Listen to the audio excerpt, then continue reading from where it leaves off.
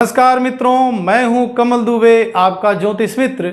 सौभाग्य सलाह में आपका स्वागत करता हूं। प्यारे मित्रों, आज बहुत ही मज़ेदार विषय लेकर के आपके बीच में उपस्थित हुआ हूं। आज का विषय है धूर्त योग, कपटी योग, छली योग और धोखेबाज योग। कौन लोग होते हैं? हर समाज में होते हैं। आपके जानकारी में बहुत सारे ऐसे लोग होंगे जो कि धोखेबाज होते हैं और आप जानते भी हैं। जब समय पड़ता है तो धोखा देने से वह नहीं चूकते हैं। क्या ज्योतिष में भी कुछ इस प्रकार का योग बनता है? उत्तर है हाँ, बनता है। आज उसी योग की चर्चा आपसे कर रहे हैं। आशा है यह वीडियो आपको पसंद आएगी। अगर पसंद आए तो लाइक, शेयर, कमेंट, सब्सक्राइब करना न भूलें, जिससे आने वाली महत्वपूर्ण वीडियो आप तक आसानी से पहुंचती रहे। चलिए अपने विषय पे चलते हैं। हम एक काल पुरुष की कुंडली बना लेते हैं। मान लीजिए यहाँ लिखा है 1, 2, 3, 4, 5, 6, 7, 8, 9, 10, 11 और 12। देखिए, यह एक काल पुरुष की कुंडली है। यहाँ पर लिखा है 1। यह लग्न कुंडली आपको देखना है। आपने अगर अपनी कोई कुंडली बनवाई है तो सामने रख लीजिए।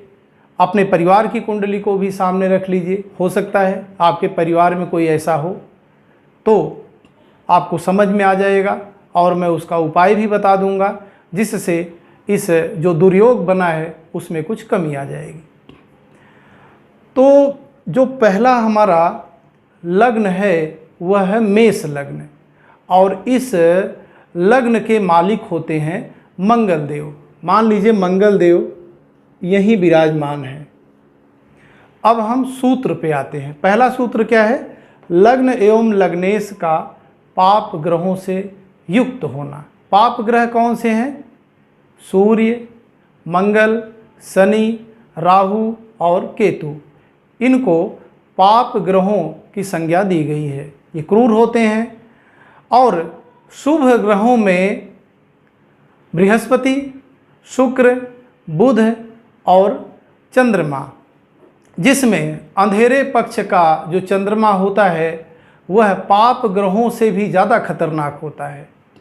और बुध एक ऐसा ग्रह है कि अगर वह पाप ग्रहों के संपर्क में आएगा तो उन्हीं का ही स्वभाव धारण कर लेगा। तो अगर शुभ ग्रहों की बात की जाए तो सबसे अच्छे 2 ग्रह होते हैं, शुक्र और बृहस्पति। चंद्रमा और बुध समय पड़ने पर पाप ग्रह भी हो जाते हैं और समय पड़ने पर शुभ ग्रह भी हो जाते हैं। कंडीशन मैंने आपको बता दिया। अब जो हमारा पहला सूत्र है, लग्न एवं लग्नेश का पाप ग्रहों से युक्त होना।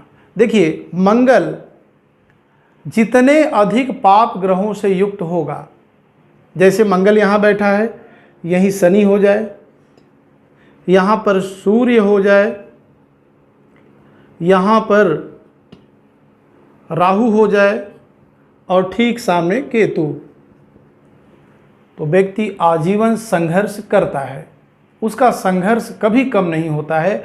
मरते दम तक वह संघर्ष करेगा। यह मैंने एक साधारण सा आपको तरीका बताया है देखने का।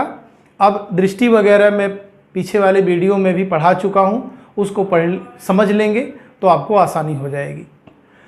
तो पहला सूत्र हमारा यह हो गया, लग्न एवं लग्नेश का पाप ग्रहों से युक्त होना।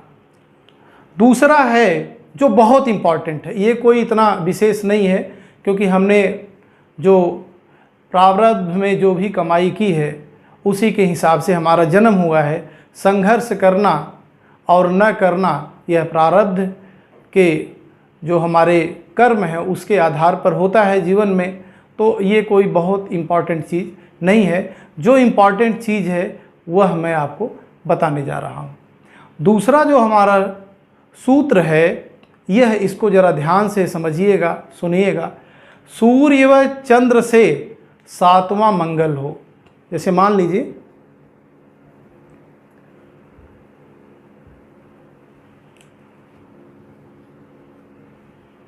यहाँ मंगल विराजमान है, यहीं पर सूर्य विराजमान है।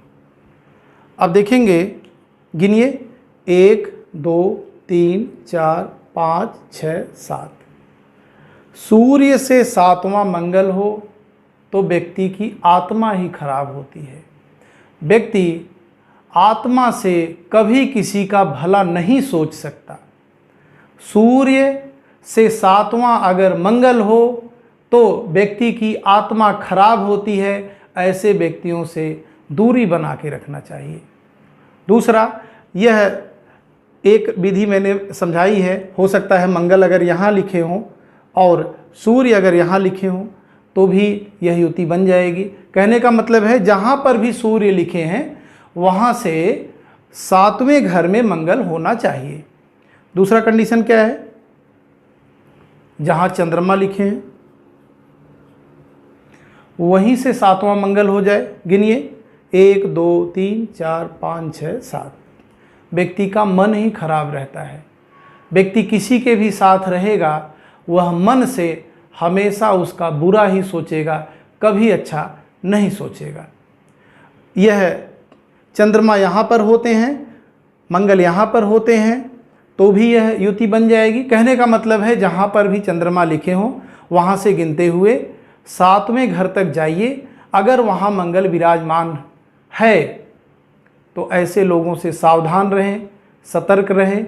और सही तो यह है कि ऐसे लोगों से कोई मतलब न रखें। या सूर्य और चंद्र दोनों एक जगह लिखे हों और उससे 7वें घर में मंगल हो तो यह और ही खतरनाक है। उसका मन भी और उसका जो हृदय है दोनों ही सामने वाले के प्रति बुरा ही सोचने वाला है। ऐसे लोगों से विशेष सावधान रहें। तो एक तो जांचने का मैंने एक विशेष युति आपको बता दिया। किसी व्यक्ति को अगर जांचना है तो इस प्रकार से आप जांच सकते हैं। अब तीसरे सूत्र पे आते हैं, बुध का पृष्ठोदय होना। देखिए, राशियां होती हैं, पृष्ठोदय राशियां मैं बता देता हूं। मेष,